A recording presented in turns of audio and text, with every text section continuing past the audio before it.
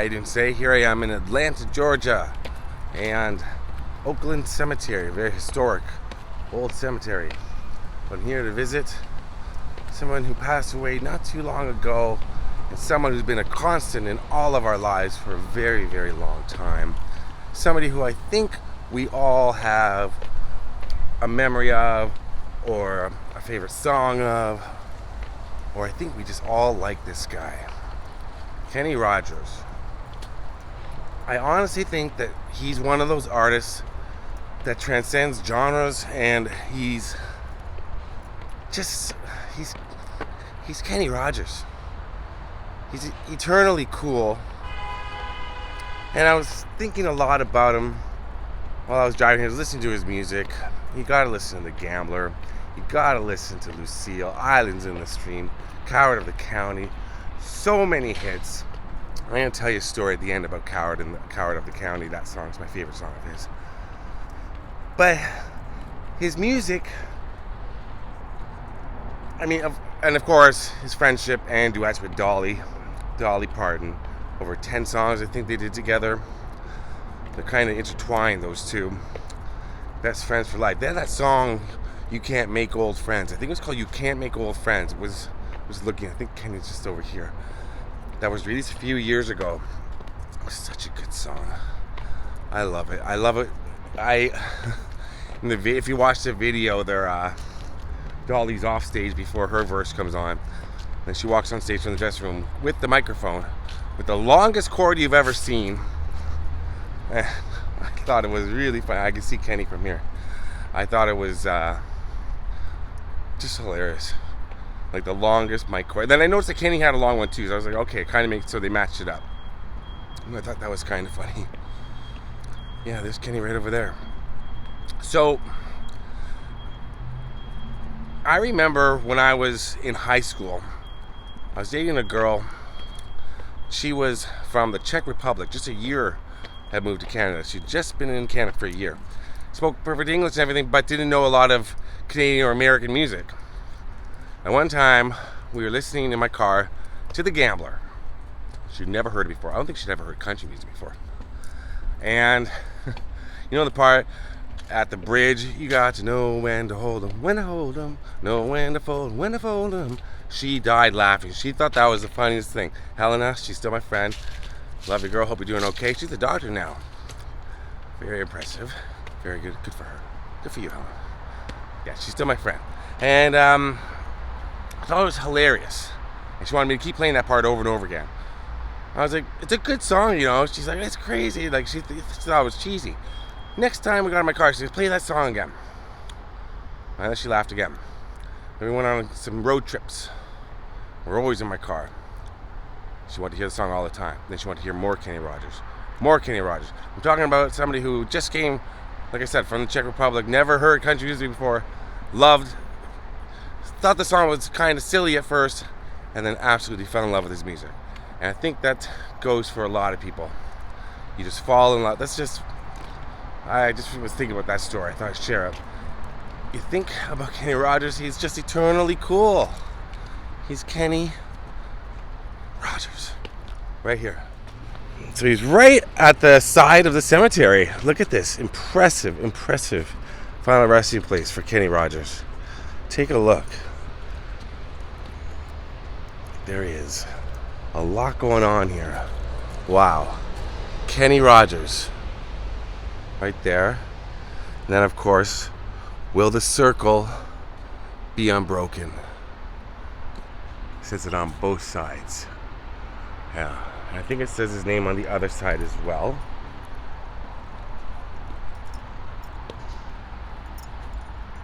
There it is. Kenny Rogers.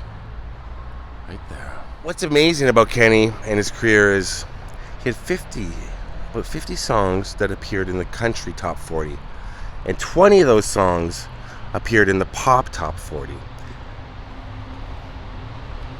Icon, genre crossing. I mean, the guy, I loved him. I loved his music. Let's talk more about Kenny Rogers. I'm going to show you some things about his career. Take a look at this impressive sarcophagus here. It's crazy. Beautiful. To do a complete biography on Kenny Rogers in the YouTube video would take about an hour and a half to get it exactly right. I mean, there's so much information about the man. So I'm just going to keep it brief and tell you he charted more than 120 hit singles across various music genres, topped the country and pop album charts for more than 200 individual weeks in the United States alone, and sold over 100 million records worldwide, making him one of the best-selling music artists of all time.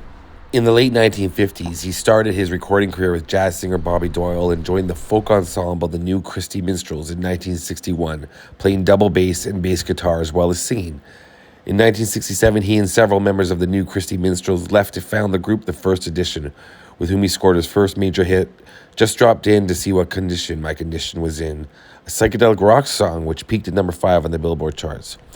As Rogers took an increased leadership role in The First Edition and following the success of 1969's Ruby, Don't Take Your Love to Town, the band gradually changed styles to a more country feel.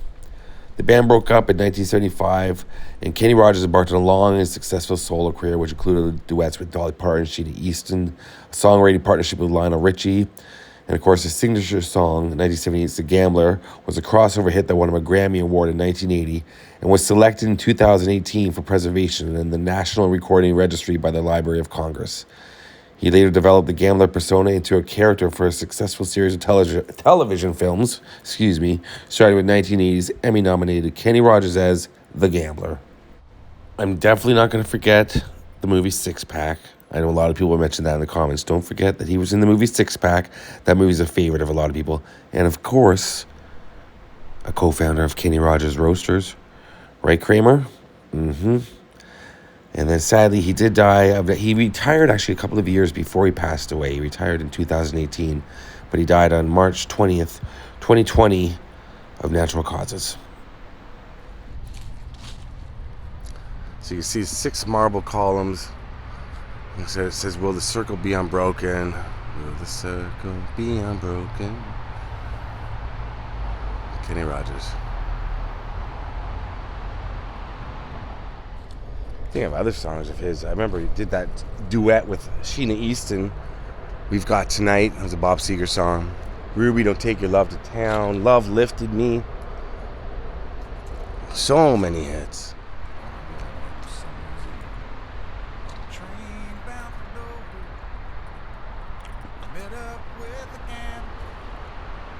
Both too tired to sleep.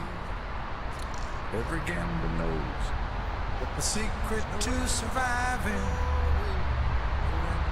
To keep you got know when to fold and know when to walk away and know when to run.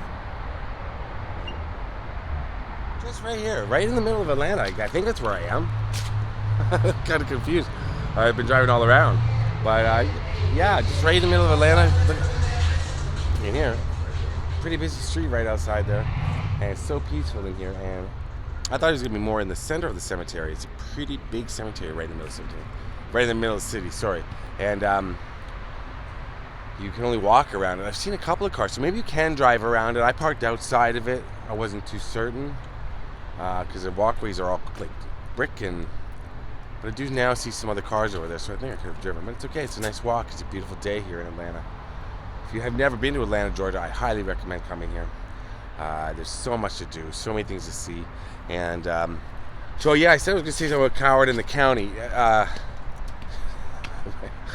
The humidity. I'm just laughing about the humidity in my hair, what it does. Because I find my hair cut ridiculous as it is. But it's just the way I do it. Who cares? It's just hair. But it just melts in the humidity. Somebody wrote once on my channel on a great video. I remember this. It was about I remember certain things, About 2 years ago they wrote. Give me 1 second here. There, I can hold the handle now. I was just kind of holding it precariously. Somebody wrote about one of my cemetery videos. For life of me, I can't remember which one it was. But they wrote and all in capitals, so they were pretty hysterical and upset. Some dude, he wrote, "You're doing this all wrong. This is not the way cemetery videos are supposed to be. You have to go right to the grave and tell us the history of their life." And I wrote back and I said, well, I didn't realize there was a template or a protocol for filming graves.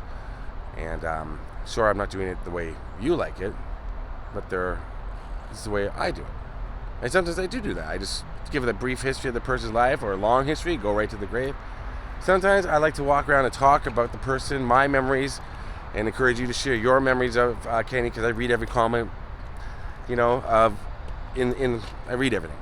So if you have a comment about Kenny Rogers. So I was just like, sometimes when I come out to these graves, every grave that I go to means something to me. I don't just look up celebrity graves and go, okay, I want to go to that one, I've passed up many. Because I'll get to those because at some point I'll think, oh yeah, they had this movie or this song or something that I enjoyed. But like when you're on the road, you're driving through state after state, or in California where a lot of celebrities are, you can't go to all of them. And I like to visit celebrities who meant something to me. And sometimes that could be a smaller celebrity that a lot of people have heard. Sometimes it's a huge celebrity like Kenny Rogers. But every grave that I go to, everything that I film on my channel means something to me. Every single place. So when people suggest things to me, oh, you should go here, you should go there, sometimes it's like, I don't know anything about the person or that film or that song or whatever, that TV show. So it's hard for me to do them. I try to go places I love, and I loved Kenny Rogers. We share the same birthday, not the same year. We share the same birthday, August 21st. Same day as my dad. So growing up, I shared the same day as my dad, but also Kenny Rogers and George Benson, the jazz musician. But Kenny Rogers and my father. That was amazing to say you shared a birthday with Kenny Rogers, notwithstanding with your father. Some kids would be upset, thinking, I didn't get enough attention on my birthday because my dad's birthday too. My dad and I shared it, and I loved it. I would have no other way, and I miss him very, very much. But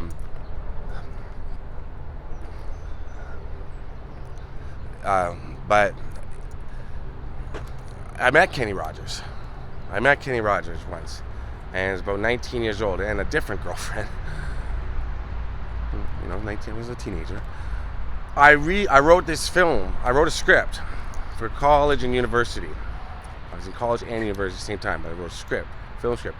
And I thought, at 19, I think, you can get it made. I can get this movie made. But I didn't understand the proper channels to go through. So I really wanted Coward of the County, Kenny Rogers song, for a specific scene. I wanted that song playing. That song had to be playing, otherwise the movie wouldn't work. That was my 19-year-old brain. And sometimes it's true. I know a lot of filmmakers, they think of a song and it inspires them, and they want that song, and they'll go stop at nothing. Those are very, successful filmmakers, Paul Thomas Anderson, that sort of thing. So I really wanted Coward of the County. He was performing at a casino up north of Toronto, an hour and a half, Aurelia. If anybody's from Toronto or Ontario, Canada, you know what casino I'm talking about. Up in Aurelia.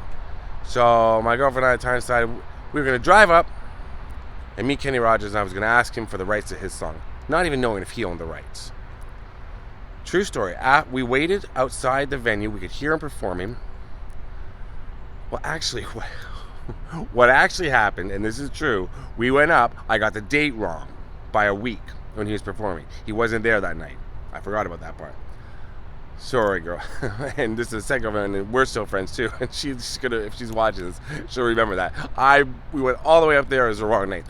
So we went back the week later.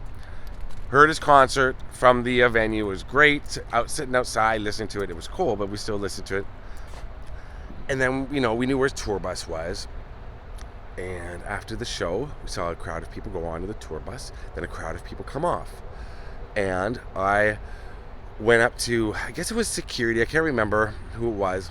I said, excuse me, is this Kenny Rogers tour bus? And they said, yes, it is. I said, I really, really want to meet Kenny. I have a big question for him. Do you think I could meet him? The guy says, sure, walk on. Swear. Now, if you know me, or you know my channel, my Instagram, I usually have receipts to prove all these things when I say I met this celebrity or did this, because I've been doing this a long time. Before YouTube, I don't have any pictures of this, but it's a true story. Let me go on to Kenny Rogers' tour bus. He was slumped over asleep. He was tired. He just performed. And he was kind of half asleep. Well, he kind of half asleep because I went, Mr. Rogers. And he looked at me and I said, hi. And he goes, hey. And I shit you not, it was Kenny Rogers literally in front of me, just sitting on like a really comfy looking chair. And you could see the whole back of the tour bus, like a rock star tour bus. And I said, my name is Scott, blah, blah, blah. I said, we share the same birthday. He looked at me and went, oh. And I said, well, anyway, I wanted to use your song, Coward of the County, in a movie that I'm doing. I really want to, it's pivotal for a scene, and I want to get your permission to see if I could use it and how much it would cost. And he just looked at me and he said, kid, I'm the wrong person to ask that question. You got to go through management. And I said, okay, thanks, something like that. I started walking away, and as I was walking, just about to get to the stairs to go down, turn right, go down the stairs, I heard, kid. And I turned back around and he goes, happy birthday coming up, huh? His birthday was a few months away still. It was cold. Would have been springtime, I believe. He goes, happy birthday coming up, huh? And he kind of gave me a wink. And I went, thanks, Mr. Rogers. Mr. Rogers. And he just gave me a little wave. It was so bizarre. That's a true story. It's so bizarre that you would let just some stranger on a tour bus. But I guess because it was Canada, it was Ontario, I don't know. Nobody else was crowded around. There was nobody around the bus at that point. People went on, and they all came off. I'll never forget that. So I had that experience with Kenny Rogers. And yeah, growing up, Kenny Rogers, my father, same birthday, August 21st. Leos, all three of us. I never did make that movie. Maybe one day. I'm a little too old to play the main character. He's supposed to be 18. I don't think I can pass for it anymore. Maybe. Get a little work done. Peace to Kenny Rogers. I love you, man. And I'm so glad I came out here. All right, that was a lot of me talking, but hopefully you enjoyed that little anecdote about Kenny Rogers, because that's what I do on my channel. Sometimes I tell anecdotes, sometimes I just babble, sometimes it's just a big old word salad, but it comes from here because I love Kenny Rogers and I love you for watching, and you're here with me. You're right here. Whoever you are watching, you're right here. I love when I get comments that it feels like you're with me, because in my head you are, all of you. I'm doing this for viewers, not just for me, and fans of the person that I'm visiting. So I'm about to run out of air. I just walked up a small hill. It's not a good sign. Thanks for watching. Love you all. Peace. Hope you rest in peace, Kenny. Certainly knew when to fold him. I think that's okay to say. He knew when to fold him. He's tired. Rest peacefully, Kenny. All right, peace out.